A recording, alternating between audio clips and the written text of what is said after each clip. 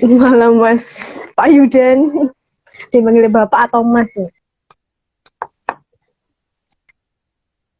Nah, Muda ya. Mas aja ya, oke. Mas Yudan, ini kebetulan tadi selesai di tengah ya. Mungkin bisa dijelaskan kembali begitu untuk tadi penjelasan. Sampun, sudah jelas, insya Allah jelas. Mungkin bisa dijelasin kembali tentang bedanya dengan PGSD, PLB, PLS itu seperti apa itu istimewanya. Monggo. Ini benar salah ilmuwan. Jadi kalau teman-teman mengira itu dengan PLB, padahal beda. Oke, itu jadi berbeda. Kalau PLS itu kita adalah pendidikan non formal. Di Undang-Undang Pendidikan itu ada tiga jalur: pendidikan formal, pendidikan non formal, dan pendidikan informal. Nah, kita itu berada di ranah pendidikan non formal dan informal.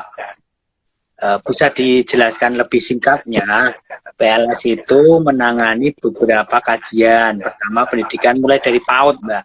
Jadi kita diajari bagaimana memanajemen PAUD dan lain sebagainya. Kepemudaan, kita di Karang Taruna, di organisasi kepemudaan, di perkembangan pemuda. Maka dari itu PLS itu cocok bagi mereka yang suka berorganisasi, apalagi organisasi sosial. Nah, dari itu lepas saja.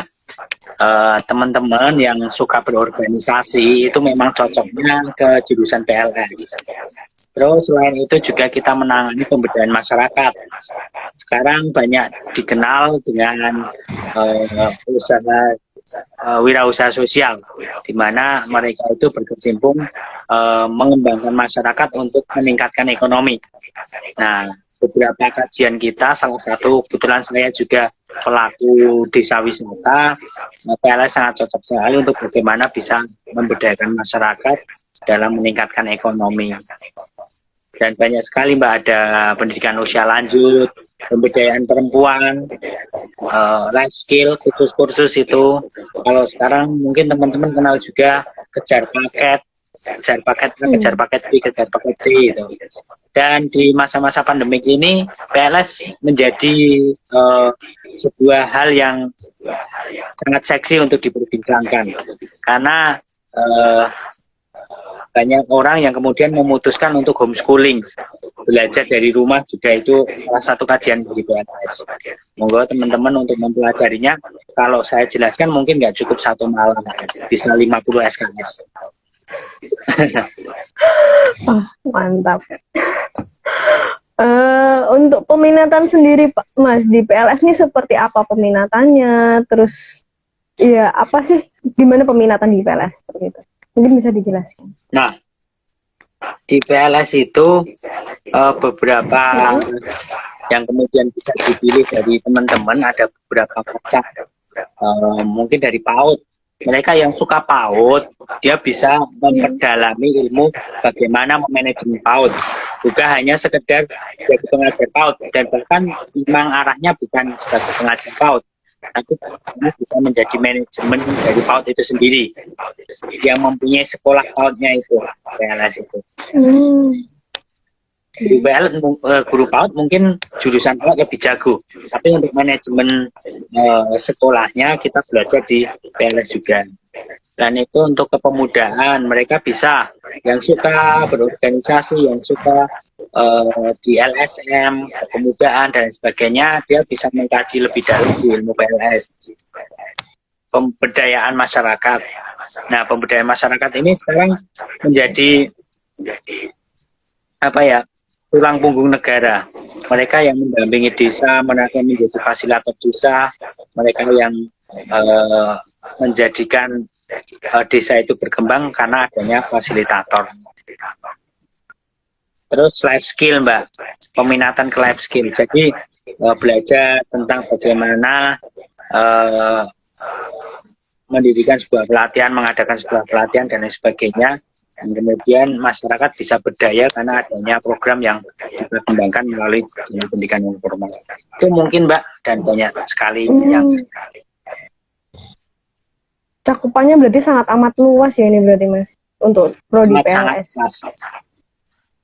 Luas banget. Nah, Makanya untuk sering disebut iya, pendidikan luas sekali. pendidikan luas sekali, oke. Boleh jadi ini. Nah, untuk prospek kerja sendiri dari prodi PLS ini seperti apa untuk kedepannya? Atau mungkin dari pengalaman Mas Yudan sendiri, boleh nih sharing tentang pengalaman. Nah, kalau untuk berbicara masa prospek kerja ya, sekarang yang penting komitmen untuk belajar dan dari kompetensinya masing-masing. Tapi PLS mengarahkan bagaimana lulusannya nanti bisa bekerja di lini-lini pemerintahan. Itu jelas sebagai PNS, kalau yang PNS seperti Pamong, belajar di Dijen Paudikmas, di Kementerian Pendidikan, dan bahkan sekarang meluas ada di kita bekerja sama dengan lembaga pemasyarakatan atau LP. Kita mendampingi mereka-mereka yang sedang mengalami kesusahan atau di LP, di lapas. Terus juga banyak sekali yang kemudian memutuskan untuk mendirikan LSM, atau juga yang suka berorganisasi, mereka juga bergelut dalam dan berkecimpung dalam bidang organisasi. Dan itu banyak hanya dari fasilitator, instruktur, Pamong, dan pendidikan lembaga-lembaga pendidikan masyarakat yang kemudian mereka bisa mengembangkan masyarakat. Selain kebahagiaan dunia, mungkin suatu saat akan juga mendapatkan kebahagiaan di akhirat, karena jiwanya sosial itu yang kemudian menjadi doa masyarakat untuk kita semua. Mas Yudan sedikit keluar dari jalur nih. Apakah dari ilmu Mas Yudan yang diperoleh ketika belajar di PLS nih bisa diterapin dengan pekerjaan Mas Yudan pekerjaan yang Mas Yudan geluti saat ini seperti CEO wisata atau apa, itu sangat berpengaruh nggak sih gitu? Iya, sangat berpengaruh Mbak. Sekarang yang menjadi sampingan itu sementara dosen. Jadi memang saya berkecimpung di pemberdayaan masyarakat, di bagaimana mengembangkan masyarakat Buah Bindul untuk menjadi masyarakat yang berdaya. Nah, dari ilmu PNS yang saya dapatkan menjadikan dasar saya untuk selalu melangkah. Nah, ilmu-ilmu yang saya dapatkan selama kuliah itu kita gunakan untuk bagaimana membuat strategi pemberdayaan masyarakat yang benar. Tanpa ilmu itu mungkin saya tidak bisa memberdayakan masyarakat yang ada di sekitar Buah Bindul. Setelah itu manajemen wirausaha Mbak, karena kebetulan saya juga pengajar wirausaha di kampus juga. Saya belajar bagaimana mendirikan dan memanajemen sebuah usaha, terlebih usaha sosial atau socio entrepreneur. Saya sering berbicara masalah wirausaha sosial.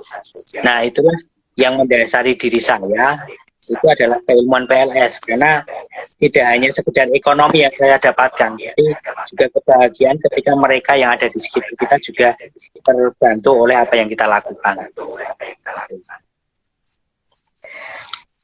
Gini Mas Yudan, selain itu kan pasti banyak suka dukanya gitu. Sukanya mungkin orang-orang jadi terbuka pikirannya, jadi open minded, atau mungkin jadi terbiasa dengan pola pikir baru gitu. Nah, dukanya dari seperti ini gitu, apa yang Mas Yudan rasakan? Ada nggak? Ya kan, berbicara masalah duga ya, kayaknya terlalu berduga. Enggak, tapi ini kemudian yang saya alami ketika saya berkecimpung di dunia PLS. Nah, apa yang kemudian saya alami adalah jiwa sosial yang menantang bagi saya. Ketika kita berniat untuk memberdayakan masyarakat, itu tidak hanya sekedar waktu yang kita korbankan, kadang uang juga, uang, tenaga, dan lain sebagainya. Ternyata itu yang kemudian menjadi tantangan saya. Ketika saya mindsetnya adalah keuntungan secara finansial, mungkin saya tidak akan bisa bertahan di PLS. Tapi karena mungkin niatan saya untuk total pengembangan masyarakat yang kemudian didasari dengan ilmu PLS, itulah yang kemudian menjadi cambuk saya untuk bagaimana bisa membahagiakan saya ketika mereka juga bahagia. Oke, Nah, Mas Yudan, menjadi manusia yang berkecimpung di dunia PLS ini berarti harus kuat dong. Bener nggak sih? ya, kuat jiwanya, kuat jiwa sosialnya. Iya. Jadi bagi kalian yang ingin masuk ke jurusan PLS, ya, yang pertama yang kalian harus siapkan adalah jiwa sosial. Karena kita akan bermain dengan masyarakat secara langsung. Dan masyarakat jangan hanya untuk mainan. Oke. Untuk gini Mas Yudan, untuk menjadi seorang Mas Yudan itu kan susah. Untuk membuka pikiran masyarakat luas bahwa PLS itu sangat amat menyenangkan, sangat amat belajar banyak hal, sangat amat ibaratnya banyak hal yang bisa dipelajari dari PLS. Tapi kan PLS itu kebanyakan orang lain belum paham apa makna PLS itu bagaimana menurut Mas Yudan?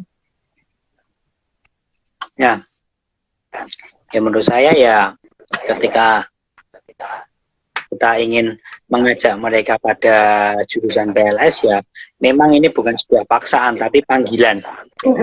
Karena apa yang kemudian kita lakukan nanti dengan ilmu PLS adalah pemberdayaan masyarakat. Tidak hanya membahagiakan diri kita, tapi bagaimana masyarakat itu bisa bahagia dengan keberadaan kita gitu. Nah, itu jadi ini adalah sebuah panggilan jiwa. Jika teman-teman ingin bahagia dunia akhirat, ya masuklah jurusan PLS. Oke, besok saya masuk Mas. Ini Mas, mau tanya lagi deh. Terkait dengan apa ya namanya tokoh sukses di PLS nih gimana? Ada nggak sih? Pastinya ada dong. Boleh sedikit cerita mungkin? Semua orang yang kemudian ikut dalam jurusan PLS semuanya tokoh yang sukses dengan profesinya masing-masing gitu. Jadi tidak akan saya bedakan satu persatu, tapi yang jelas mungkin teman-teman tingkat kesuksesan PLS itu tidak bisa diukur dengan apapun, bahkan dengan keuangan itu loh. Dia seorang yang kaya karena lulus PLS, bukan berarti dia adalah orang yang lulus dengan lulusan yang sukses itu. Tapi menurut saya tingkat kebermanfaatan dia ketika dia lulus itu yang menjadi ukuran. Oke. Mas Yudan sudah menjadi berkecimpung di dunia PLS ini udah lama banget. Bagaimana testimoni setelah bertahun-tahun dari S1, S2 sekarang menuju S3 nih, testimoninya gimana sih di PLS? Ya, testimoni ini ya, ngetes ada moninya. Testimoni. Nah, ya menurut saya belajar PLS itu tidak akan pernah habisnya dan tidak akan puas ya. Dari S1 udah berapa tahun, 4 tahun, S2 terus sekarang S3 yang dipelajari itu saja itu loh. Tapi ternyata asik juga karena yang kita pelajari adalah kehidupan sehari-hari. Kita menceritakan apa yang kemudian saya lakukan, apa yang kemudian masyarakat lakukan, dan itu asik lah. Beda, karena saya tidak juga ilmu eksak yang kemudian harus menghafalkan rumus atau apa gitu, tapi ini yang menjadi tantangan buat saya. Asik belajar, tapi menceritakan apa yang kita lakukan. Testimoni saya itu. Oke. Nah, ini kan kebetulan lagi PMB juga nih Mas Yudan. Ada nggak sih motivasi untuk camaba yang mungkin mau mendaftar PLS? Mungkin ada sedikit pesan, sedikit saran, atau mungkin sedikit kata-kata motivasi lah untuk maba calon PLS. Mungkin bisa disampaikan? Nah, oke, gini. Jadi teman-teman ketika memilih jurusan itu jangan main-main lah, karena itu akan menentukan nasib kamu ke depannya.